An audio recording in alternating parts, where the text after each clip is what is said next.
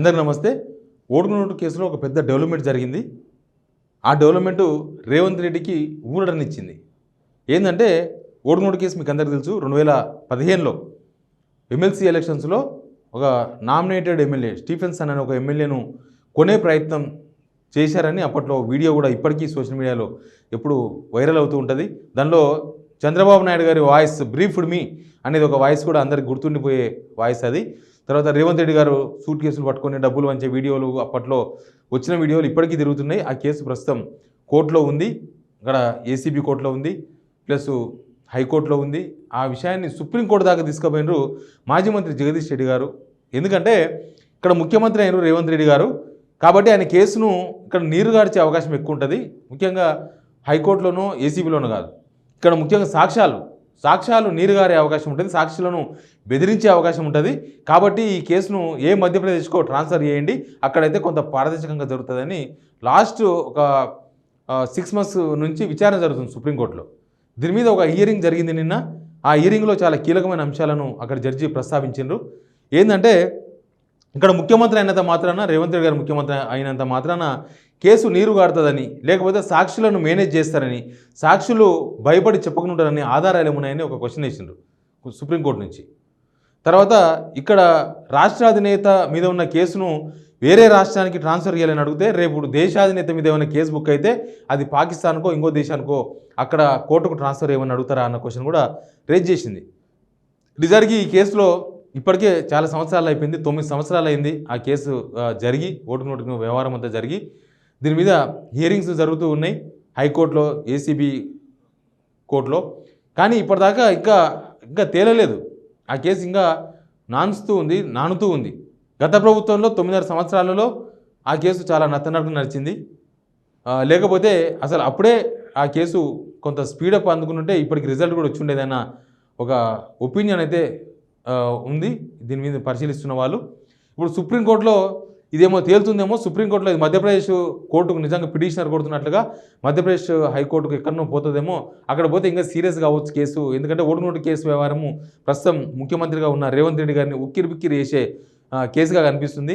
ఆయనకు ముఖ్యమంత్రి పదవి ఇచ్చేటప్పుడు కూడా ఈ ఓటుకు కేసు అడ్డు తగులుతుందేమో, ఈ ఓటుకు కేసు ఉంది కాబట్టి ఆయనకు ముఖ్యమంత్రి ఇవ్వరేమో అన్న ఒక చర్చ జరిగింది. ఎందుకంటే కర్ణాటకలో డీకే శివకుమార్ మీద ఈడీ కేసు ఉన్నాయని చెప్పి ఆయనకు ముఖ్యమంత్రి ఇవ్వలేదు. ఆయన సీఎం అడిగిండు. డీకే శివకుమార్ ఫేస్తోనే కర్ణాటకలో కాంగ్రెస్ ఎలక్షన్స్కి పోయింది. కానీ ఆయన మీద కేసు ఉంది కాబట్టి ఎనీ టైం ఆయన జైలుకు పోయే అవకాశం ఉండొచ్చు అని మళ్ళీ సిద్ధరామయ్య తెర మీద తీసుకొచ్చిండ్రు. డీకే శివకుమార్కి అవకాశం రాలేదు. సేమ్ అట్లాంటి సిచ్యువేషన్ ఇక్కడ రేవంత్ రెడ్డి గారికి ఉండే. అయినా సరే హైకమాండ్ ముఖ్యమంత్రిగా అవకాశం ఇచ్చింది. బట్ ఇక్కడ ఓటుకు కేసు వ్యవహారం ఎక్కడి దాకా పోతుంది, ఏమవుతుంది, అసలు ఇన్ని సంవత్సరాలు అయింది, ఇంతవరకు ఎందుకు తేలలేదు అనే అంశం ఒక పక్క ఉంది.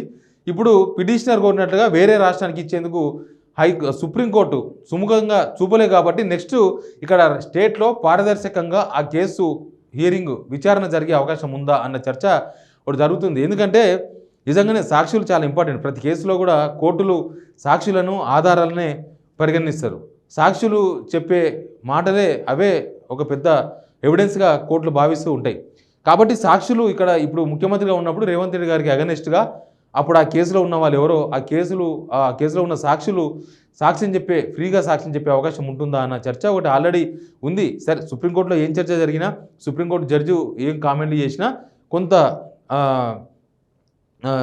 న్యాయం జరుగుతుంది అని అనుకున్న వాళ్ళు అనిపించే విధంగా ఇక్కడ విచారణ జరిగే అవకాశం ఉందా, ఇక్కడ సాక్షులు రేవంత్ రెడ్డి గారికి అగెనెస్ట్గా ఇప్పుడున్న సిచ్యువేషన్లో సాక్ష్యం చెప్పే అవకాశం ఉందా, ఇంకా ఓటుకు కేసు నీరుగారిపోతుందా అన్న ఒక చర్చ ఒకటి జరుగుతుంది. ఓటుకు కేసు ఇంకా మొత్తానికి నీరుగారిపోయే అవకాశమే ఉండొచ్చు.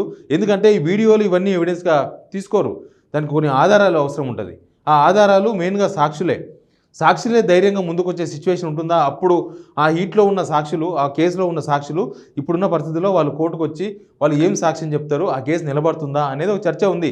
కానీ రేవంత్ సైడ్ కొంతమందితో మాట్లాడితే ఆల్మోస్ట్ ఆ కేసు నీరుగారిపోయినట్లే, ఇంకేం ప్రాబ్లం లేదు. ఎందుకంటే ఇంకా జరుగుతుంది. ఆ సాక్షులే మెయిన్గా పిల్లర్స్ కాబట్టి ఆ సాక్షులు ఇప్పుడున్న సిచ్యువేషన్లో వాళ్ళు ఆ కేసును నిలబెట్టే సాక్ష్యాలు దొరకకపోవచ్చు. బహుశా గతంలో ఉన్న సాక్షులు, గతంలో కోర్టులో సాక్షులుగా చెప్పబడుతున్న వాళ్ళు ఇప్పుడు అదే మాట మీద ఉంటారని, లేకపోతే రేపు ఫైనల్ ఇయర్కి వచ్చినప్పుడు వాళ్ళు మళ్ళీ సాక్షులుగా సేమ్ విషయాన్ని చెప్తారన్న నమ్మకం సన్నగిలుతుందని కొంతమంది అడ్వకేట్స్ చెప్పిండ్రు మొన్నటిదాకా కేసును చూసిన వాళ్ళు. కాబట్టి నెక్స్ట్ ఏం జరుగుతుందో తెలియదు. బట్ నోటుకు నోటు కేసు ఆల్మోస్ట్ వీగిపోయినట్లే అన్న ఓ చర్చ రేవంత్ రెడ్డి క్యాంపులో జరుగుతుంది. ఇంకా ఓటుకు నోటు కేసు ఏం లేదు, అయిపోయింది ఈ కేసు, ఆల్మోస్ట్ క్లోజ్ అయినట్టని. ఇక్కడ కోర్టులను క్వశ్చన్ చేస్తున్నట్టు కాదు. కోర్టులు ఎప్పుడు ఆధారాలను బట్టి తీర్పులను చెప్తూ ఉంటాయి.